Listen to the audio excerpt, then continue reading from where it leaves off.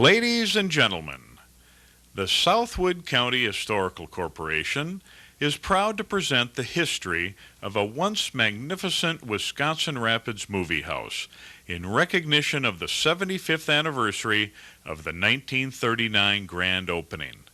The Wisconsin Theater Story.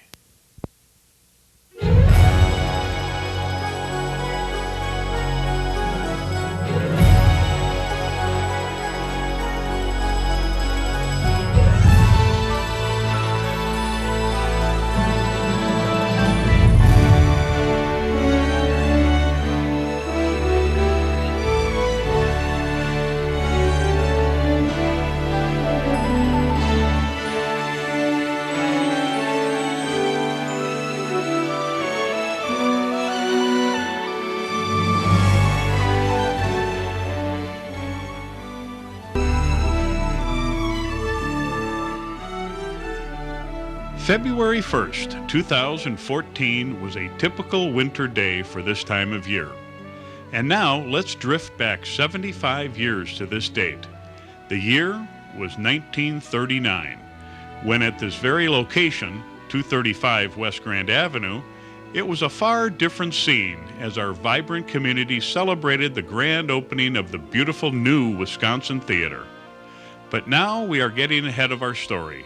So let's go back to where it all began.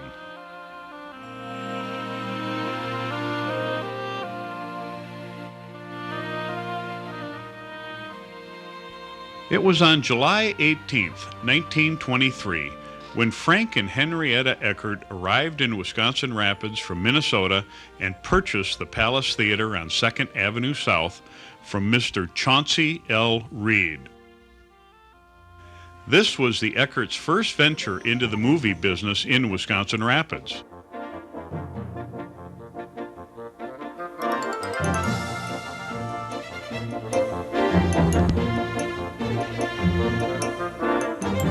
They immediately added a marquee and an electric sign to the building, and continuous improvements followed. New decor, a beautiful pipe organ, updated projectors and sound systems, air conditioning, and by 1939, the Palace Theater was a community jewel.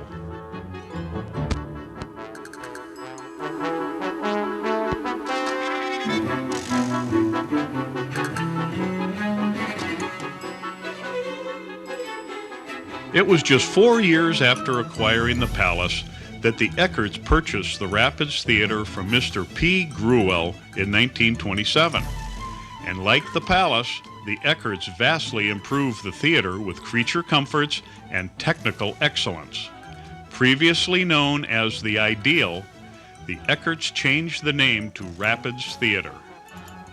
The Eckharts continued to prosper in the theater business, which in those days, before television, was our major form of entertainment. People dressed up to go to the movies, and it was not unusual to see long lines of people waiting their turn to purchase tickets at the box office. But the Eckharts had even more in mind for their central Wisconsin patrons. On April 12th of 1938, the Wisconsin Rapids Daily Tribune headline announced plans for a brand new theater. The Eckharts had bought the Citizens National Bank building at auction, and this was to be the location for their new 900-seat theater. The Eckharts had also purchased property behind the bank that fronted on 2nd Avenue. This area would be the location of the auditorium. Before plans were finalized, Frank and Henrietta toured the Midwest to observe the latest innovations in theater design, equipment, and decor. Their new theater would be named Wisconsin, and they would spare nothing to make it the finest theater in the Midwest, second to none. This was the floor plan of the new structure as local architect Don Hogan laid it all out. He would be working closely with many experts in theater design, from marquee and sign fabricators to seating, lighting, stage, sound, and projection specialists. Construction began in the early spring of 1938, and by the time the project was complete, the cost had risen to $125,000, a sizable sum in 1938. But the Eckarts would spare nothing to fulfill their dream.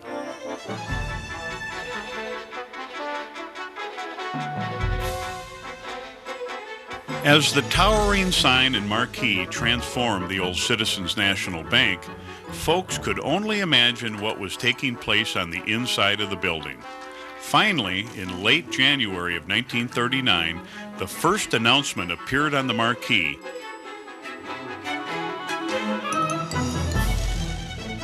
And on the evening of February 1st, 1939, the beautiful exterior exploded in the brilliance of more than 2,000 lights and over 400 feet of neon tubing. Our beautiful West Grand Avenue was transformed. The first evening performance would start at 7 p.m. By 6:15 on that February night, crowds of people eager to get their first look at their beautiful new house of entertainment filled the sidewalk for over a block in anticipation of the event. The first 900 tickets for the 7 p.m. show were sold out before 6:45, and ticket sales for the 9 p.m. showing quickly followed. It had been a long time since that April 1938 announcement, and this is what greeted moviegoers on that February 1939 evening as they entered the spacious foyer for the first time. If only the pictures were in color. The beautiful airbrush mural, the wood grain columns lit up in red, as were the upper areas close to the ceiling. A comfortable white leather bench area afforded space for the waiting patrons, and massive ceiling fixtures spread indirect lighting to highlight the area. From the spacious foyer, we moved to the inner lobby, where countless flowers from well-wishers attest to our community pride. The curved wall on the left is where 3 sets of double doors provide access to the auditorium. But before getting too involved in this area, out of view on the left was a decorative stairway leading to the second-floor lounge. This upstairs lounge, decorated in shades of maroon and pastels, is where you could sit in comfort while waiting for friends or for the next show to start. The men's restroom and smoking lounge was just to the right of the picture. Behind the camera was the ladies' restroom and lounge, which was indeed Art Deco at its best, with lots of chrome and leather highlights.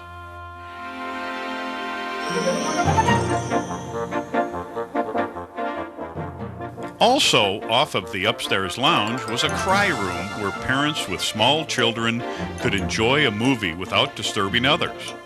As you might well imagine, this area was also a place where young lovers liked to hang out during the second show after the kids were gone.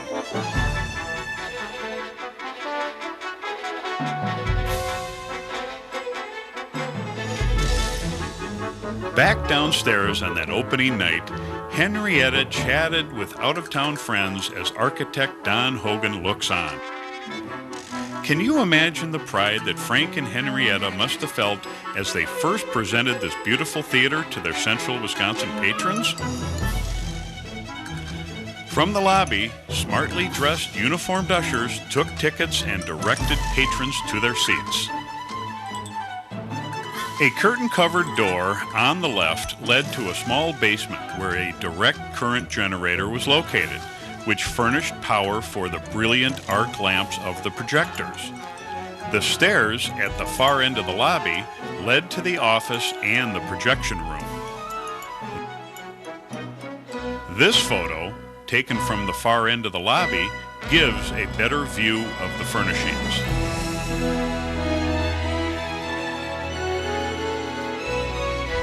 Now for the highlight of the Eckart's dream. This was the spacious auditorium where wide, comfortable seats, soft indirect lighting, beautiful stage appointments, and light classical music were all part of the Wisconsin experience.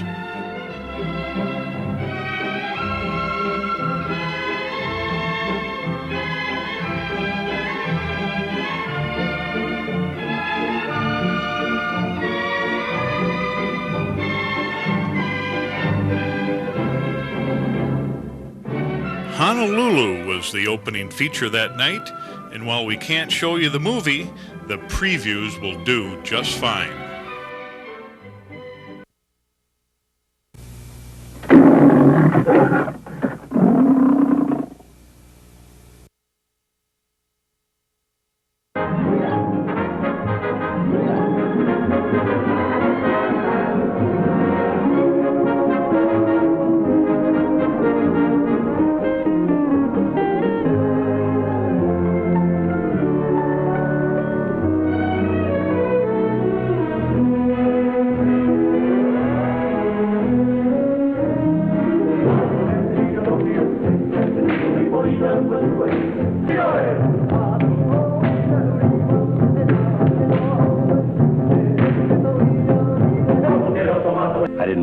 I guess I've always wanted to meet a girl like you. No, that's funny.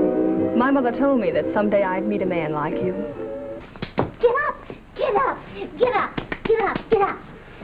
What happened? Oh, you missed it. A man just fainted. Cecilia, I made up my mind when I left Hawaii that I would make myself worthy of you. I was determined to come back to you a different man. Who taught you how to kiss?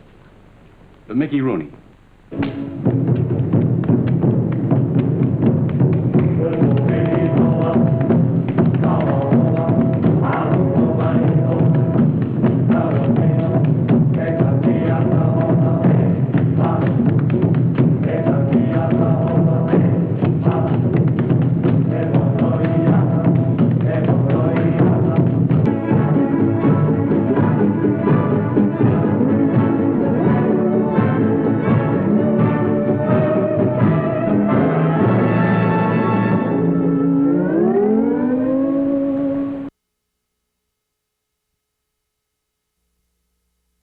Now, let's visit the projection room and see what makes it all tick.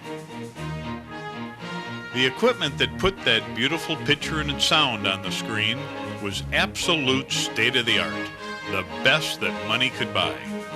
This pair of Simplex E7 projectors is where it all begins. Each projector featured dual shutters, a Geneva movement, a central lubrication system, Bosch & Lohm optics, and electric changeover shutters. The Simplex sound heads featured an open optical system for easy cleaning, and the entire assembly was powered by a 1/3 horsepower synchronous motor. Mounted on the front wall by each projector was a pre-amplifier with a volume control and changeover switch. The main dual Simplex amplifiers were located on the far wall, as was the monitor speaker. On the floor, by each projector, a foot switch transferred the picture to the other projector. And this was the light source. These powerful, peerless Magna Arc lamps, powered by the DC generator in the basement, flooded the screen with brilliance. In operation, a 2,000-foot reel of film runs just over 20 minutes. So every time a reel nears empty, the idle projector is ready to take over and the changeover operation is performed. So, a typical 2-hour movie program will involve 6 changeovers during the course of the program. In 1939, we could not have imagined that today's theaters would use a continuous loop system and only one projector. And the very latest equipment would be electronic with no film at all.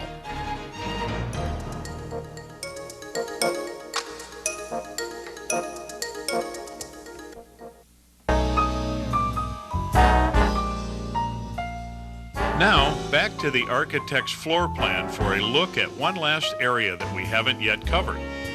Just to the left of the theater entrance, the design included an area marked Store. This location was home to Karen's ice cream, candy, and soda fountain. They also sold cigarettes and magazines. Bob and Mame Karen's business previously had been located further west on Grand Avenue. The Karens had introduced caramel corn to the area. And this is what a modern soda shop looked like in the 1930s and 40s.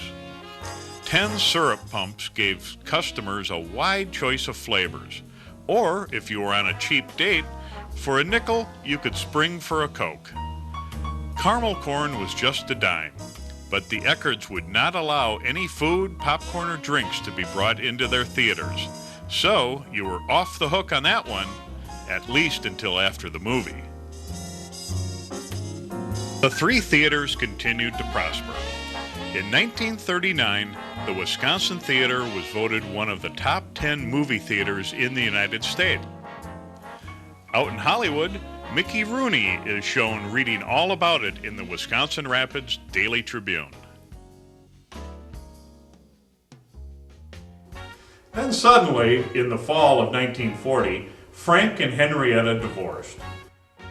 Frank bought a theater in Jefferson, Wisconsin. In settling their affairs, Henrietta sold the Rapids Theater to a local banker and rented the facility from that point on. After the breakup, Henrietta hired Herbert Grafe, an experienced theater advisor, to manage the theaters. Herb was a perfect fit. Well liked in the community, he quickly adopted Wisconsin Rapids as his permanent home and for a time served on the city council. Then came World War II. Theaters were booming. There was no such thing as television. Our only live-action pictures from the war front were in the weekly newsreels. War bond drives centered on the theaters, where special promotions prompted the public to invest their dollars. An $18.75 war bond was worth $25 at maturity. As part of this promotion, Army Jeeps are parked in front of the Wisconsin. A display over the inner lobby entrance listed former theater employees who had gone off to war, manager Herb Grafe and Paul Gross included. It was during this period, in 1944 to be exact, that the palace was once again remodeled with a grand reopening on September 10th of 1944. When the war was over and the troops returned, Herb Grafe happily returned to his theater job, and on the 8th anniversary of the Wisconsin, in February of 1947, Herb threw a surprise party for Henrietta at Johnny's Supper Club, complete with a Wisconsin theater cake. In the early 1950s, Henrietta sold her theaters and retired. She died in 1962.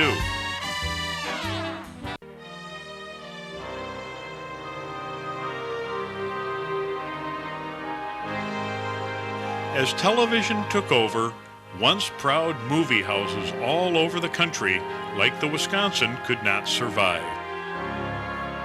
It was the end of an era, the golden age of the cinema.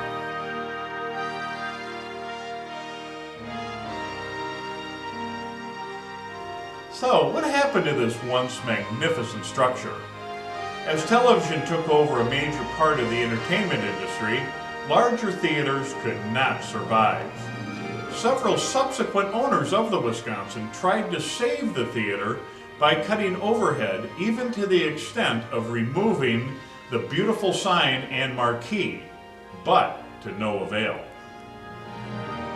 Closed in 1985, the theater became an eyesore to the downtown area, and a group of citizens banded together to clean up the front of the building and put this structurally solid property to a practical use. After all, the old bank portion was built to last forever, and the large auditorium section with its solid walls and steel girders was wide open for any occupant, possibly fronting on 2nd Avenue.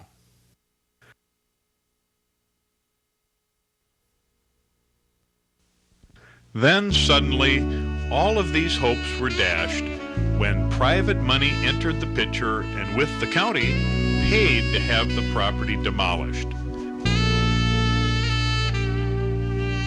The year was 1994. Demolition of the theater began on November 30th. The cost of demolition, $130,000, $5,000 more than it cost to build in 1939. By January 10th of 1995, our once beautiful Wisconsin theater was just a memory.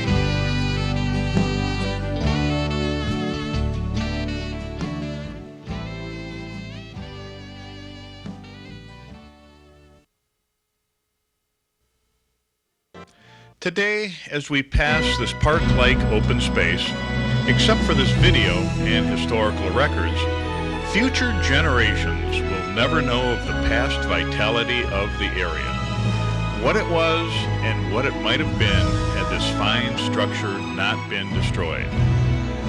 This was the Wisconsin.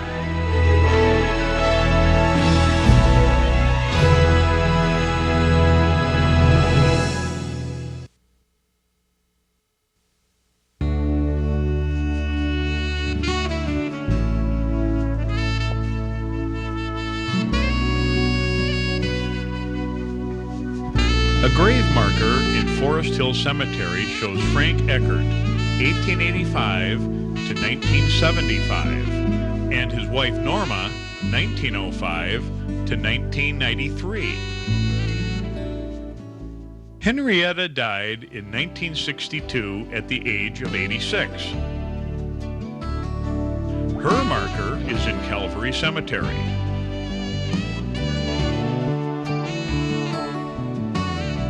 Henrietta was born in Ireland in 1876.